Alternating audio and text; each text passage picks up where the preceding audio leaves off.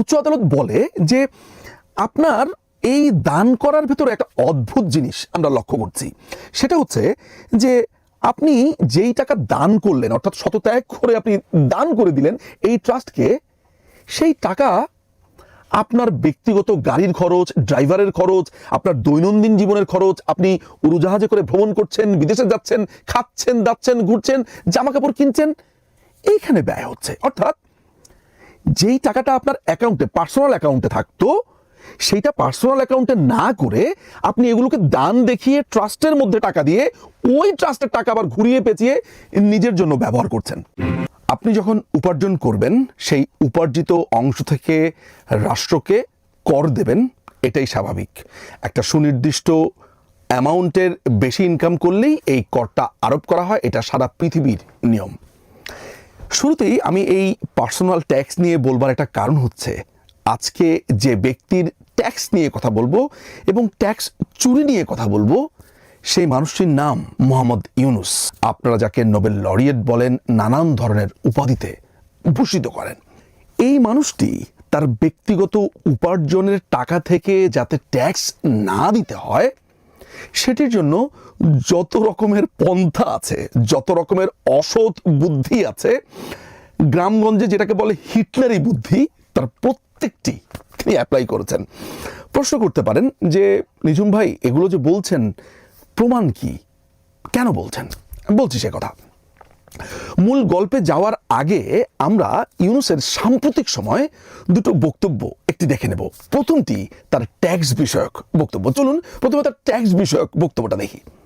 আয়কর নিয়ে দুটো কথা বলবো। আপনাদের দেয়া করই দেশের অর্থনীতির মূল চালিকা শক্তি।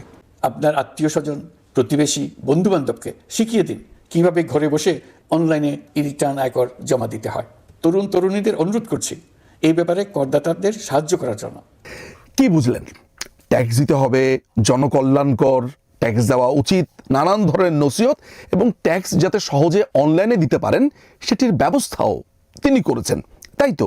চলুন আরেকটি ভিডিও ক্লিপ আমরা দেখে আসি।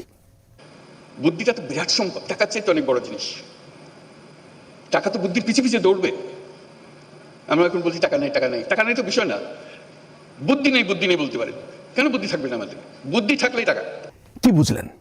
অর্থাৎ টাকা বানাবার জন্য আপনার বুদ্ধি প্রয়োজন। যিনি বলছেন টাকা নাই, ব্যবসা নাই, এই নাই নাই নাই, অর্থাৎ তার বুদ্ধি নাই বলে টাকা বানাতে পারছে না। ইয়েস, মোহাম্মদ ইউনুসের অনেক বুদ্ধি, এতই বুদ্ধি যে তিনি উপার্জনের টাকা থেকে কিভাবে ট্যাক্স মেরে দিতে হয়, কিভাবে চুরি করতে হয়, এই বুদ্ধি ওনার অসাধারণ। ইউনুস করেছে কি, বিভিন্ন সময়ে নানান ধরনের দাতব্য প্রতিষ্ঠান খুলেছে। মজার ব্যাপার হচ্ছে এত নার্সিসিস্ট একটা লোক যে প্রত্যেকটা দাতব্য প্রতিষ্ঠান আবার তার নামে খোলা। যেমন professor doctor Mohammad Yunus trust, Yunus family trust, Yunus centre. কোনোটা খুলেছে 2009 সালে, কোনোটা 2011 সালে, কোনোটা তারপরে, এভাবে। ইউনুস করেছে কি, তার যেই উপার্জিত অর্থ, সেই অর্থ এই তিনটি ট্রাস্টে সে ছড়িয়ে ছিটিয়ে দিয়ে দেয় 2011-12 অর্থ বছর, 2012-13 অর্থ বছর, 2013-14 এই তিনটি অর্থ বছরে। কেন দেয়? সে বলছে, তার যুক্তিতে সে বলছে, আমি মৃত্যু চিন্তাতে আবিষ্ট হয়ে দিয়ে দিয়েছি টাকা এবং শতত্যাগ করে আমার ভাই বোন, আত্মীয় স্বজন, তাদের জন্য আমি টাকা দিয়ে দিয়েছি। এই যে এই কথাগুলো বলছে, এগুলো কোথায় উৎপত্তি হলো, কেন বলছে? বলছি সে কথা। ট্যাক্স অফিস কর অঞ্চল 14 তারা হঠাৎ করে লক্ষ্য করলো যে ইউনুসের যে উপার্জিত অর্থ, সেটি চলে যাচ্ছে এই তিনটি ট্রাস্টে। কি হিসেবে? দান হিসেবে, গিফট হিসেবে। তো দানের যে আইনটা আছে 1990 সালে, সেখানে পরিষ্কার করে তার যে ধারা 4-1 উপধারা 6 এবং বর্গীয় জ, এই দুটোতে লেখা আছে, কেউ যদি মৃত্যু চিন্তা করে তার টাকা শতত্যাগ করে ফেলে এবং তার খুব কাছের আত্মীয় স্বজন, যেমন স্ত্রী বা স্বামী, পুত্র, কন্যা, ভাই বোন, আপন ভাই বোন, তাদেরকে যদি টাকা শতত্যাগ করে দিয়ে দেন, তাহলে ওই টাকার উপরে কোনো ধরনের ট্যাক্স ধার্য করা হবে না। ইউনুসের যেহেতু অনেক বুদ্ধি, সে এই দান করার মতো দানবীরও সাজলো, ট্যাক্সটাও সে ফাঁকি দিল। এই যে আমি একটা সিদ্ধান্তমূলক কথাতে বলছি, আসুন আমরা দেখি আদালত কি বলছে আমি বলবার আগে।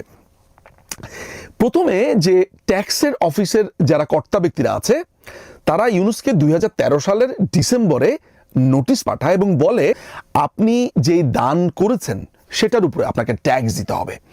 ইউনুস পাল্টা উত্তর পাঠায় যে না, আমি ট্যাক্স দিব না, কেননা আমি মৃত্যু চিন্তা করে ট্যাক্স দিয়েছি, শতত্যাগ করে দান করে দিয়েছি এবং অন্যান্য টাকা আমি দিয়েছি হচ্ছে আমার স্ত্রীর জন্য, 2 মেয়ের জন্য, ফ্যামিলির জন্য। ট্যাক্স অফিস এটা মানে না। ট্যাক্স অফিস বলে যে আপনাকে ট্যাক্স দিতেই হবে। ইউনুস ওই ট্যাক্স অফিসে আপিলের সিস্টেম আছে, আপিল করে, প্রথম যেই জায়গাটাতে আপিল করতে হয় সেখানে হেরে যায়। ট্যাক্স ডিভিশন বলে যে না, আপনি যেটিকে গিফট বলছেন এটি গিফট না, আপনি ট্যাক্স অ্যাভয়েড করবার জন্য এটা করেছেন। সে তাদের কথা শোনে না, সে ওই একই ট্যাক্স অঞ্চলের আরেকটা সেকশন আছে সেখানে গিয়ে সে অ্যাপিল করে, সেখানেও সে হেরে যায়। এই দুটো জায়গাতে হেরে যাবার পরে তাকে যেতে হয় উচ্চ আদালতে। উচ্চ আদালতে যাবার একটা নিয়ম আছে যে উচ্চ আদালতে আপনি যখন যাবেন তখন একটা সুনির্দিষ্ট পরিমাণ টাকা, অর্থাৎ ট্যাক্স অফিস আপনার কাছে যেই টাকাটা পাবে সেই ট্যাক্সের একটা অংশ আপনাকে দিয়ে যেতে হয়। সেই হিসেবে প্রায় 3.5 কোটির উপরে টাকা দিয়ে সে উচ্চ আদালতে অ্যাপিল করে। আমি এই পর্যন্ত একটু থেমে যাই, আমি আপনাদেরকে জানাই যে এই যে আমি 2011, 12, 13, 14 বছর অর্থ বছরের কথা বলছি, সেখানে সে কত টাকা কোন ট্রাস্টকে দিয়েছে সেটা একটু জেনে নেওয়া দরকার। ইউনুস 2011-12 অর্থ বছরে প্রফেসর ডক্টর মোহাম্মদ ইউনুস ট্রাস্টকে প্রথমে দেয় 56 কোটি 50 লক্ষ টাকা, এরপরে ইউনুস ফ্যামিলি ট্রাস্টকে দেয় 5 কোটি 2 লক্ষ টাকা, এরপরে ইউনুস সেন্টারকে দেয় 5,69,000 টাকা। 2012-13 অর্থ বছরে ইউনুস প্রফেসর ডক্টর মোহাম্মদ ইউনুস ট্রাস্টকে দেয় 8 কোটি 15 লক্ষ টাকা।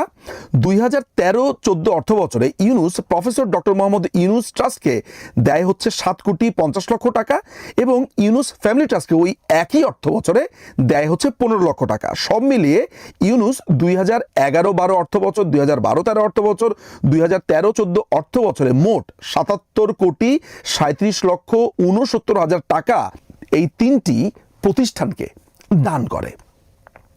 ইউনুস উচ্চ আদালতে যায়। উচ্চ আদালতে যাওয়ার পরে উচ্চ আদালত বলে যে আপনার এই দান করার ভেতরে একটা অদ্ভুত জিনিস আমরা লক্ষ্য করছি, সেটা হচ্ছে যে আপনি যেই টাকা দান করলেন, অর্থাৎ শতত্যাগ করে আপনি দান করে দিলেন এই ট্রাস্টকে, সেই টাকা আপনার ব্যক্তিগত গাড়ির খরচ, ড্রাইভারের খরচ, আপনার দৈনন্দিন জীবনের খরচ, আপনি উড়োজাহাজে করে ভ্রমণ করছেন, বিদেশে যাচ্ছেন, খাচ্ছেন, দাচ্ছেন, ঘুরছেন, জামা কাপড় কিনছেন, এইখানে ব্যয় হচ্ছে। অর্থাৎ যেই টাকাটা আপনার অ্যাকাউন্টে, পার্সোনাল অ্যাকাউন্টে থাকতো, সেইটা পার্সোনাল অ্যাকাউন্টে না করে আপনি এগুলোকে দান দেখিয়ে ট্রাস্টের মধ্যে টাকা দিয়ে ওই ট্রাস্টের টাকা আবার ঘুরিয়ে পেঁচিয়ে নিজের জন্য ব্যবহার করছেন। আদালত এই পুরো টাকার ব্যবহারটা দেখেই বুঝে ফেলল যে ইউনুস ট্যাক্স চুরি করবার জন্য তার পার্সোনাল অ্যাকাউন্টে টাকা না রেখে এই টাকাগুলো ওই ট্রাস্টে দান হিসেবে দিয়ে দিয়েছিল। এখানেও সে হেরে যায় এবং তাকে ট্যাক্স দিতে হবে বলে ওই যে ট্যাক্স কর্মকর্তারা যেই ট্যাক্স দাখিল করেছিল বা ধার্য করেছিল সেটির রায় বহাল রাখে। ইউনুস চলে যায় হচ্ছে অ্যাপিলেট ডিভিশনে, অর্থাৎ উচ্চ আদালতে যে দুটো শাখা আছে সেটির লাস্ট সেকশনে সে চলে যায়। অ্যাপিলেট ডিভিশনও ওই একই রায় বহাল রাখে। এই অ্যাপিলেট ডিভিশনের একটা দীর্ঘ রায় থেকে দেখা যায় যে ইউনুস যে ট্রাস্টগুলো বানিয়েছে সেটির চেয়ারম্যানও ইউনুস, এটার বেনিফিশিয়ারিও ইউনুস, এবং আইনে যেভাবে লেখা আছে যে এটা ট্রাস্টি কারা কারা হতে পারবে আইন অনুযায়ী, অর্থাৎ তার আপন ভাই বোনেরা কেউ না, এটা ভিন্ন ব্যক্তিরা এগুলো ট্রাস্টি, অর্থাৎ আইনের ভেতরে যা যা লেখা আছে সেটাও পালন করা হয়নি। আপনি ইউনুসের বুদ্ধিটা দেখেন, এই যে প্রায় 77.5 কোটি টাকা ট্রাস্ট প্রতিষ্ঠানকে সে দিয়ে দিচ্ছে, এটার কারণ দর্শকরা নিশ্চয়ই বুঝতে পেরেছেন, যাতে করে সে এই ট্যাক্স থেকে বেঁচে যেতে পারে। ট্যাক্স যাতে তাকে না দিতে হয়।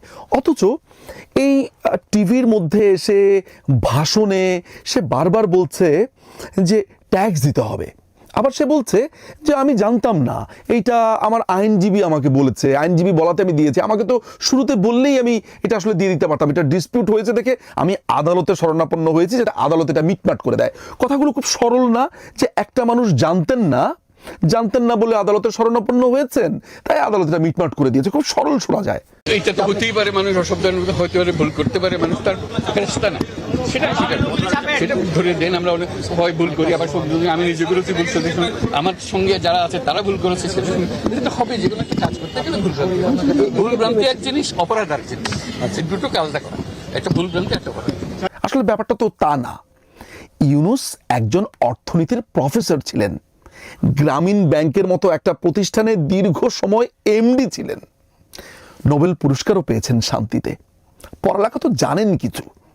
এই অর্থনীতি, তাও পড়ালেখা জানেন বলতে কি, বাংলা অঙ্ক সমাজ না, তিনি অর্থনীতির প্রফেসর, হিসেব জানেন না, এটা বিশ্বাস করতে হয়। অর্থাৎ